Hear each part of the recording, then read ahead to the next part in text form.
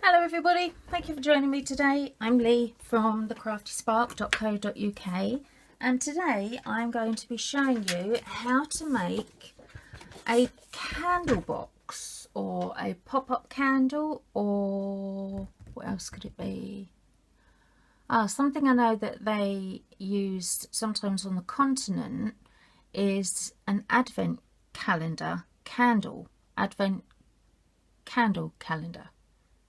Advent candle calendar, yeah, I think that's it, where they actually light a candle every week for the 4 weeks leading up to Christmas. So you could use it for that as well, but this is not going to be using live flames, as I don't particularly want to set the house on fire. So I'm going to be using these little battery operated tea lights, which will look just as good. So what we need to be doing to begin with, you need a piece of cardstock that measures 10.5 by 10.5. Now I'm using a sheet of 12 by 12 Whisper White cardstock to do this, and I've cut it down to 10.5. And you need to be scoring first of all at 3.5 and 7. Turn it 90 degrees and then do the same again. So score at 3.5 and 7. Okay, and then I'll just move that out of the way a minute. You need to draw a circle on your card. Here's one I made earlier.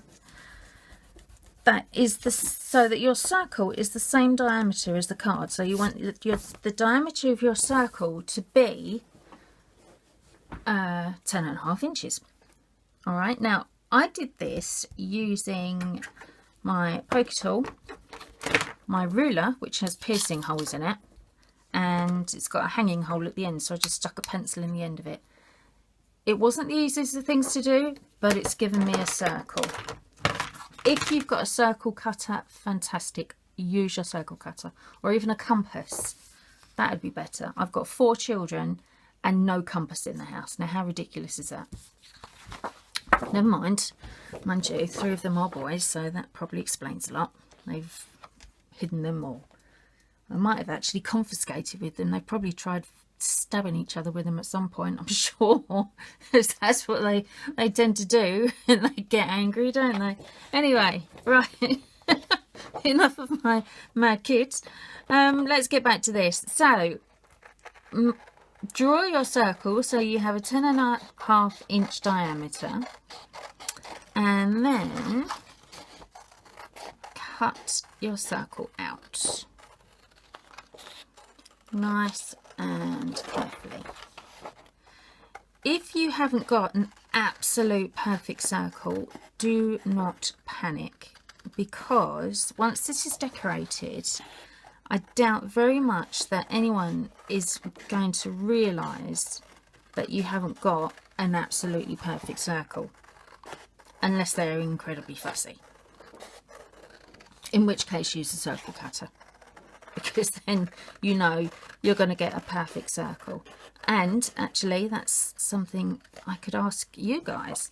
If anybody knows or could recommend a good circle cutter to me, I would very, very much like to know. All right, because as you can see, my big circles are a little bit squiffy, and I'm not a total fusspot, but I do like them to look nice. So as I say, if you could leave me a comment, anybody that can recommend me a circle cutter, brilliant. I'd very much like to know. Okay, so back to our circle. So we now have a circle with our squares on. Do not fold your squares yet, okay, because if you start folding your squares now, you're going to find that your stamping, which we're going to do next, could actually start causing problems, because you're not going to get proper stamps in. Now the stamp set I'm using is this one, the Flurry of Wishes. Okay, and I'm going to start off using the biggest stamp and Island Indigo ink. Okay, and what I'm going to do, whoops, is not throw my stamp around like that. what block have I got here? I have one of the big ones. This is E block, and I'm actually going to put my stamp fairly central because this block measures 3.5 inches near enough, which is roughly how big our squares are. Whoops. Looks like it's a little bit mucky on the back. That's all right. So let's do some stamping. So let's ink up properly to begin with. There we go. And we're going to stamp, trying to get in the middle if possible, in each of our squares, going around the outside. All right, so this is step 1. Whoops, I've got to find the center again.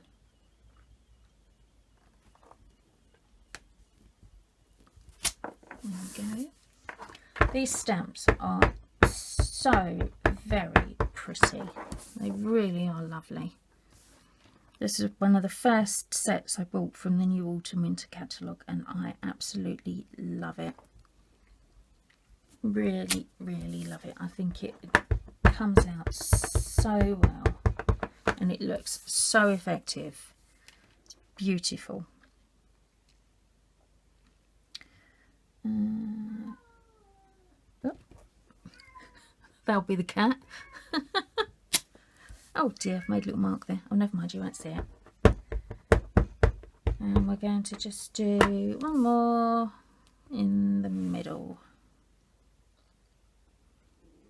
Be about there, won't it? There we go. Sorry, I just had to move it there so I could see what I was doing. That's it. Right. Let me just clean that up. Okay, so now we've done that one. Always do your ink pads up once you've finished, otherwise you end up getting ink over everything. Guaranteed.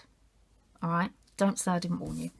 The next one we're going to be using is this one, the smaller one. So these two here. Alright. Where did I put my stamping block for these two? Will it fit on that one? Yeah, that'll do. I'm just going to give that a bit of a clean. It's still got some ink on it from last time where I didn't clean it properly.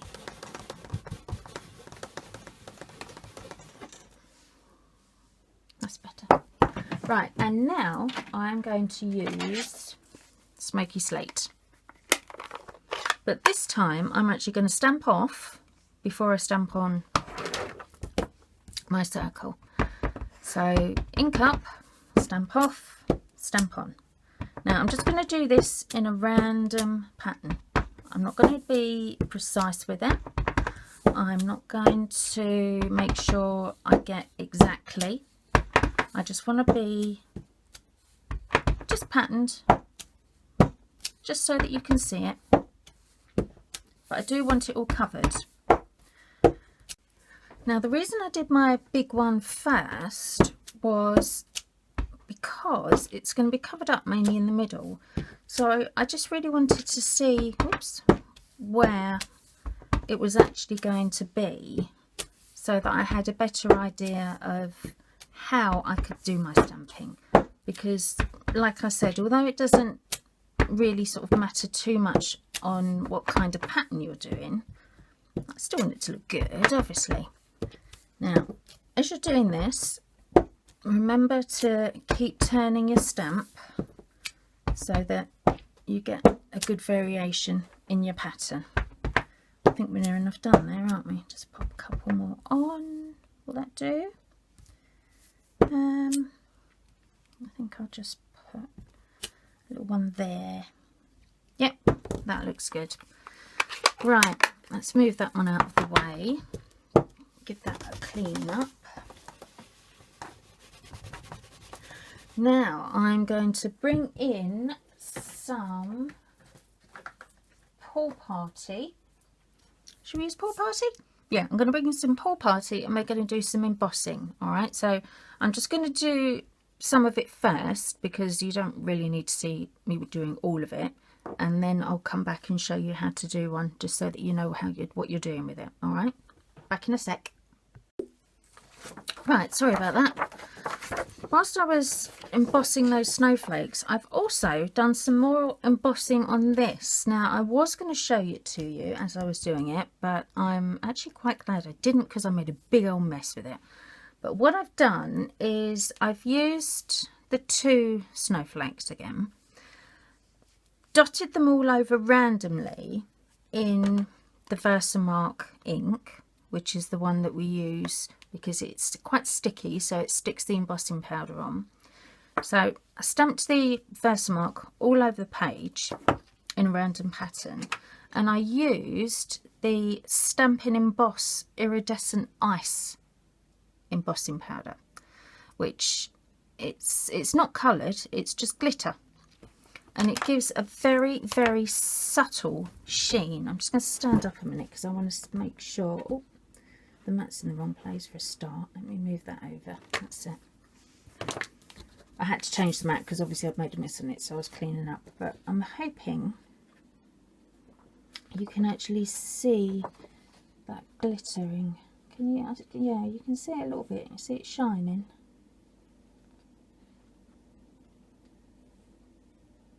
I don't know how close I can get without going out of focus actually. But there, you can just see them, can't you? So I've done those all over just to give it a little bit more oomph, if you like. And I've embossed 4 of the medium-sized snowflakes. I'm just going to do 1 more because I want one in the centre as well. Let's just ink this one back up again. Now, when you're using these snowflakes, they punch out perfectly with the flower medallion punch, which is this big one. But you have to be careful that you've got it up the right way for when you're actually putting your paper in to punch it. So make sure you've got the large petal on the edge of your cardstock. Unlike me, who's got my stamp on the wrong way round, so I'm going to have to just manhandle my block a bit, so that I've actually got the largest one towards me, or one of the larger ones towards me, because that way I know that when I actually put it in my punch, it's going to be exactly where I need it to be. Now I'm using the silver embossing powder. Let's just pop some of that on my scrappy piece of paper. I should have really used my embossing buddy first, but never mind. The embossing buddy just makes sure you don't get too much extra powder on there. Oh, that's all right. My hands are quite clean anyway. Right, let's get rid of that. Pour that in there. Now, I'm going to put the heat tool on, so it's going to be a bit noisy. I do apologise. So fingers in your ears, guys. Otherwise you'll be deafened a bit, because I need to let it warm up a bit first. If you put your heat tool straight onto your embossing paper before you've let it warm up, it will actually start to dry out your paper too much, and then your paper will curl. So if you just let it run just for 30 seconds or so before you actually use it, it will start to melt the embossing powder immediately. Alright? You see how fast it's going already? It does help that the Stampin' Up! Embossing powder is ultra good. So it melts really, really fast, which is exactly what you want when you're using embossing powder, because if you've got one that doesn't melt fast enough, you end up with your paper completely curled. I mean, you can see that's curled slightly anyway, but it's 10 times worse if you use a poor quality one. I know, because when I very, very first started crafting, the quality of them wasn't actually that good, and they were pretty dire actually. Oh dear, nearly cut my snowflake in the wrong place there. I just went to punch and the paper moved. That's because I wasn't concentrating and holding on to it properly. Let's try that again. There we go, that's better. Now I'm going to punch all these out, and when I've punched them out, I'm actually going to sponge the edges as well, just to help to give them a bit of definition before I pop them on to the card. There we go, that's those ones. Let's just do this one as well. Oops, go on, in you go. And I'm going to sponge around the edges using, what should I use? I think I'll go for Night of Navy, actually. I think that would look quite effective. Where are we? There's my Night of Navy. Now, a lot of people do use sponges. I use the sponge daubers for this because I like the way it sits on my finger and helps to stop me getting in a mess, because I'm a bit of a messy crafter as it is. So if I can make myself a bit cleaner, then all the better really for me. And my washing machine, obviously. I'm quite excited with my washing machine. My washing machine broke the other day, which was just a nightmare. Your washing machine is just one of those things you cannot do without, isn't it? You can do without a dishwasher, just as long as you have someone else to do it for you. If you're going to do it yourself, it's not so cool not to have a dishwasher. But my washing machine broke, so I was absolutely beside myself. So not only did I have to get my son settled into university this week, which was stressful enough as it was. I had him starting university. I had another son starting a new school, going into secondary school, and then to top it all off, my washing machine broke. I was not a happy bunny. Well, thankfully my nice new one is being delivered today. I cannot wait, although it does mean that I'm going to be spending the next few days doing the laundry, which maybe isn't so good, but hey, you can't have it always, can you? Now, as you can see, as I'm sponging this, going off washing machines, there's actually quite a big contrast between the pool party and the navy, the Night of Navy. So I think I'll do what I did recently with my Flurry's card in a box, because I did a very similar style. I did do the silver embossing and then edged it with the Night of Navy, but I also blended the navy in a bit more by using Bermuda Bay, and I think I'll do that again. So if I just finish this one, and then I'll show you one, because I know you've watched me doing all these ones, but I'm sure you don't really want to watch me do all the Bermuda Bay ones as well. So I'll show you how it's done, and then whip off camera while I do it, so that you can actually get on with your own ones. I'm just trying to find my dauber for my Bermuda Bay. Where's it gone? Where's it gone? There it is. Is that it? Nope, that's Tempting Turquoise. Oh, there it is, right at the very front, right under my nose. Where's the ink? There's the ink. Right, let me just show you how to do one, and then I'll stop the camera while I do the rest of them, so that you can... Ooh, look! Why do I always do that? Every time I open an ink pad near enough, I manage to stick my thumb in it or stick my finger in it. Oh my word. Never mind. Right, so just a small amount of ink I want this time, so I'm just going to get rid of it just to make sure I haven't got too much on. And I'm actually going, rather than going around the edges, this time I'm going on the surface.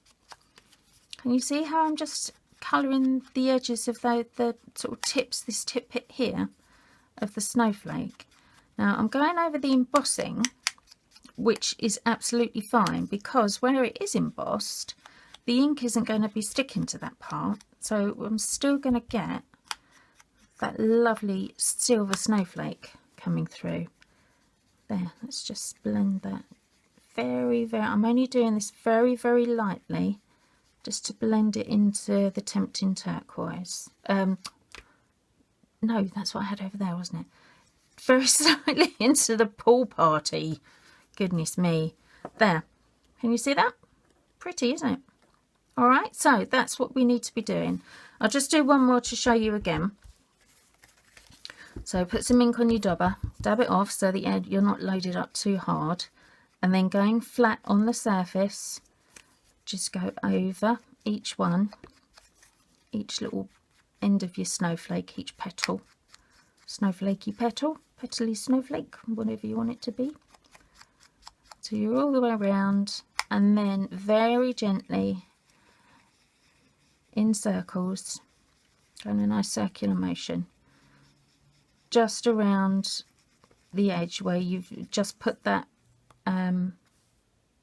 what's it called? Bermuda Bay. You've just put that Bermuda Bay ink, just round in circles, just slowly blending it in like that. All right. Okay, I'll stop the camera while I do the next three. I'll be back in a sec.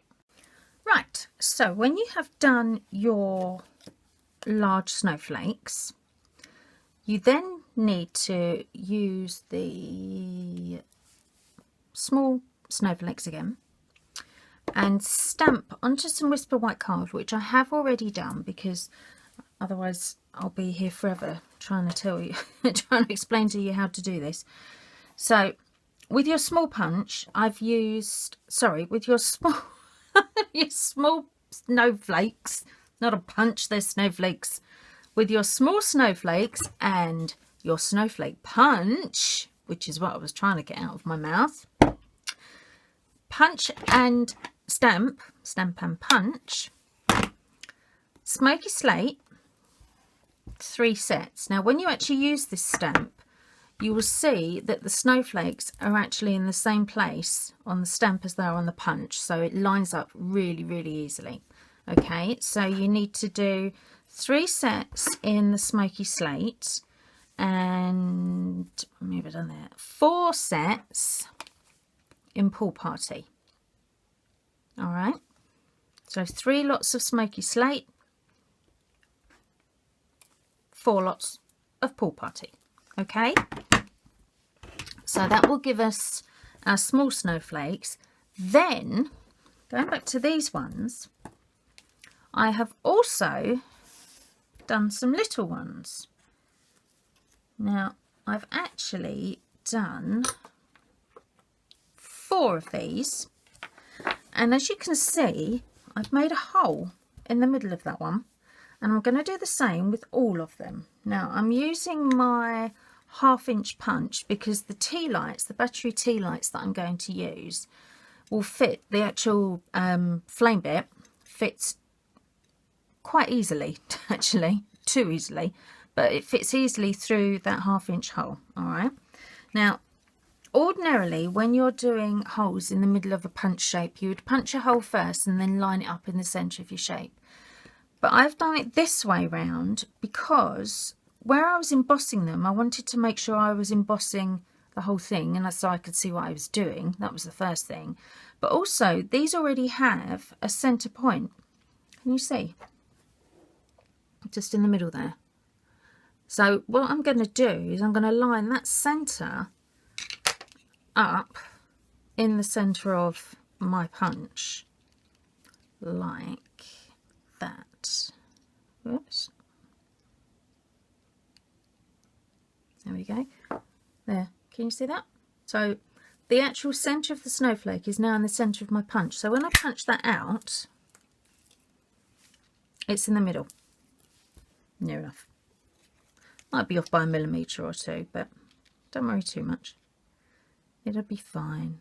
All right, so line it up, try and get it in the center, and then punch. Now you want to do that on all 4 of your larger ones. So these ones are done the same way as these ones were.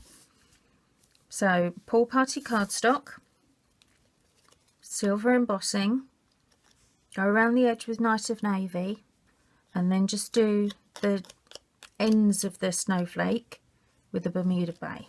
All right. So we have, let's just line that one up properly. That's it. So we've now got our 4 with holes in. Now you need to set these ones aside, so these get moved out of the way. Don't lose them though. I lost a load yesterday. I got very frustrated with myself because I had to do it all over again. So don't lose them. Gather up all your other snowflakes, including your large ones. Look, I'm getting very inky. You will get inky, but don't worry. Just make sure you keep cleaning your hands so you don't leave ink on your actual main box. That's the word, isn't it? It's called a box. Right, oops. Now, before I put these on, going back to this, I'm now going to fold it because there are some more score lines to do. But I wanted to make sure that I had the main parts stamped on the inside first before I folded. Grab your bone folder and gently fold it over. Make it nice and firm. You will hear it crackle and crease, especially if you've got the embossing on the inside like I have, but can't be helped. Anything that's loose in there will soon fall off, and it's going to be decorated so lovely by the time you're done. It won't really show anyway, so I wouldn't worry. So go all the way around those score lines, and then turning your circle back up the other way, so we're now working upside down. You could actually, if you wanted to, you could work that way. In fact, yeah, shall we? No, I'm going to do it that way because I think if I do it that way you'll be able to see it easier because there won't be the pattern distracting, will it? Right, grab yourself a ruler and your scoring tool.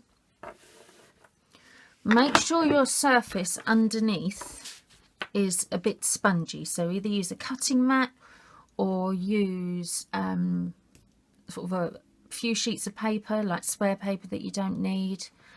I'm not going to use any of that because although you can't see it in the mirror, in the mirror, you can't see it in the phone, underneath my grid paper I've actually got a spongy desk mat, so I'm not going to worry about it. Now line your ruler up on that center square, so you're going at a diagonal, because what we're going to do is we are going to score on the diagonal through the outside triangles, so not through the middle one. Don't do a line in the middle, so just go, whoops, let me just make sure I'm exactly in the right spot, and I'm going to use the small end this time rather than the large end. Now I'm just thinking, am I going to be scoring this the right way round? I'm only thinking because I've got the embossing on the other side, I don't want to smash up my embossing, but no, it'll be fine, it will be all right. So I'm just going to score a line on that triangle. It's not a triangle, is it? What's it called? Well, yeah, it's sort of like a flat cone. So yeah, triangle. Yeah, we go for a triangle. So scoring the lines, and then again going on the other diagonal. So make sure you're going straight across the middle of the center square, because that will ensure that you're halfway on your outer one. So straight across the middle, line it up carefully, and then score it, but not scoring on the middle. All right, like so. And what we're going to do is then fold that in, because that is going to start creating our box. Can you see? So we want to fold that inwards to create the outer layer of the box. Now if you pinch it together and fold it to the side like that, it will help to create your corner properly. Otherwise it's a bit tricky to actually get a bone folder or anything down there to actually get that into a nice neat corner. Now you don't really need to put a bone folder along this one because you don't want it as score hard as that one. All right, so we go all the way around, so we fold them in, fold them together, and then just lay it over to the side. I'm going to pop my finger in there and just push that down. Like I said, it doesn't need to be a really, really hard score line, but I do want it to score. In fact, I'm going to do that with this one as well, because I didn't put my finger in there, did I? There we go. So we're going to go all the way around doing that. There's that one. Because when this is done and our box is folded up and we've got the lid on, these edges are going to be coming in like that. All right, and they won't interfere with our candles because of the size of the actual square and the way we're going to decorate the candles as well, which I'm going to show you in a minute. Right, there we go. I think that's done. Okay, so now we have our square, our circle. It's not square, is it? It's a circle. Now we have our circle and we've done all the scoring that we need to on here. Okay, so the next thing we're going to be doing is we are going to start sticking our snowflakes on. Now, to do this, oh, hang on, I can't get my drawer out. Did I? Oh, I did. I moved the camera. Do you know, I knew I'd moved that camera then because the drawer actually caught on the camera. What do you call it? Wire. So that was my hand. Oh dear. Hang on. Wait a minute. Right, now I've done the obvious thing. Turn the camera on. No, it didn't. I turned the camera off, put it back where it should have been, then I turned it back on again. Oh, all of that just to get a drawer opened. Right, let's find some dimensionals. What have we got in here? There we go. I keep all my dimensionals in a tin. Just makes it much easier for me to get them out again. Right. Moving on. Okay, so we'll do the outside first. So I'll leave the centre one for the moment. But with your dimensionals, want these lovely, lovely snowflakes that you've worked so hard on to pop up from the surface. All right, to give it, as they say, some dimension. Hence dimensionals. So I'm going to put these all the way around.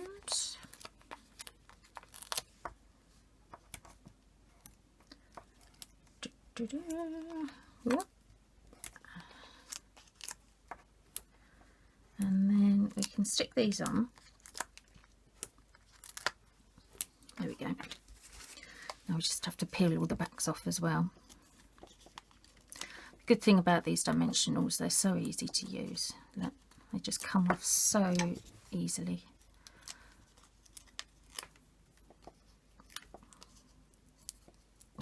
She says. I just did that just to prove me wrong, that stupid sticky. Right, come on, off you come.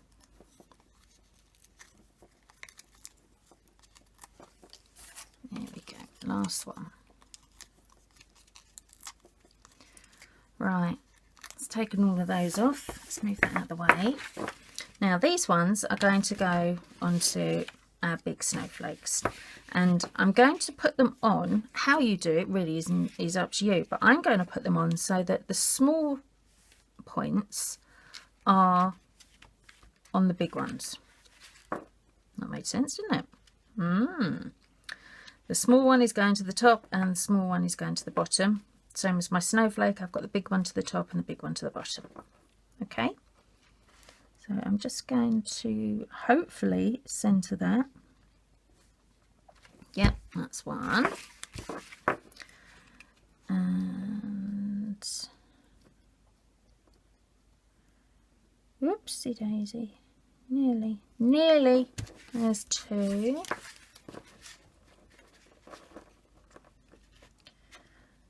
And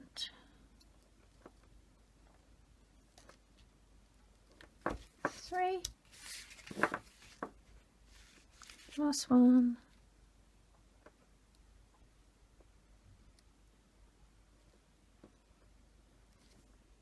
Oh, smash them. Right, let's just flatten it out a little bit for a minute.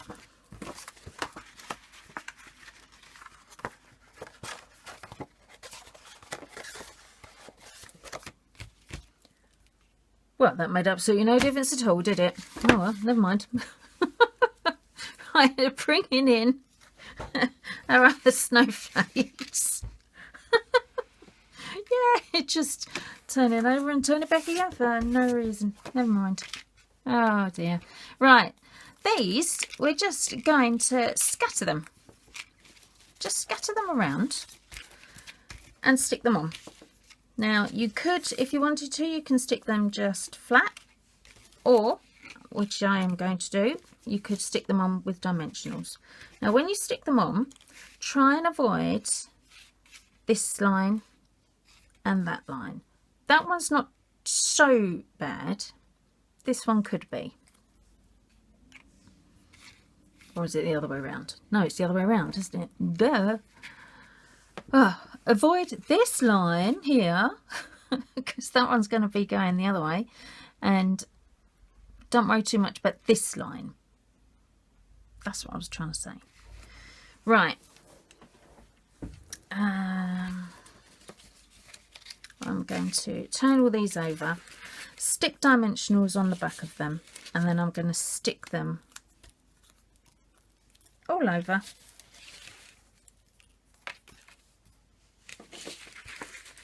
There we go, there's the last few. Right, I'm just going to put some dimensionals on and stick them all over, alright? And I'll fast forward the film for you while I'm doing that, because otherwise you've just sat and watched me put all these on. Could get a bit boring, couldn't it? Right, Right, I've stuck those on, and while I was off the phone, I mean off the camera.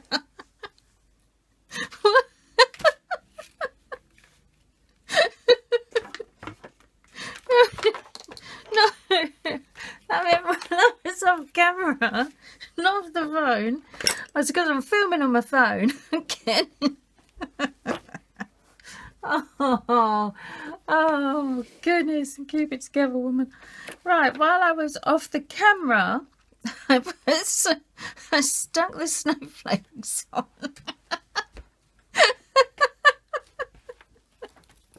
I stuck the snowflakes on, and oh, I don't know what I'm doing. What's going on? Oh, calm down. Right, stuck the snowflakes on, and I also stamped some more snowflakes in Pool Party and what's it called? Smoky Slate. That's what it's called, Smoky Slate. And I'm going to stick these on as well.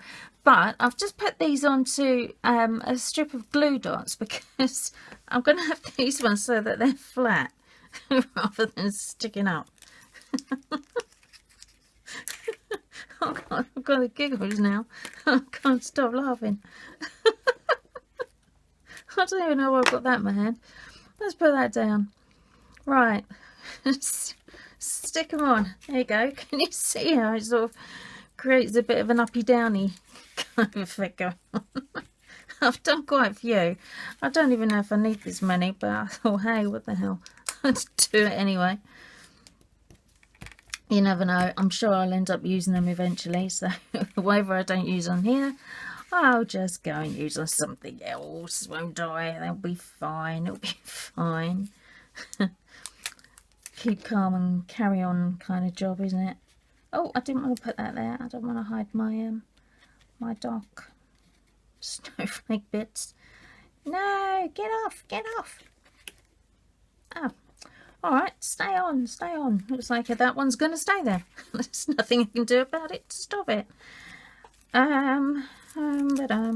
Let's go for a grey one. Put that there. So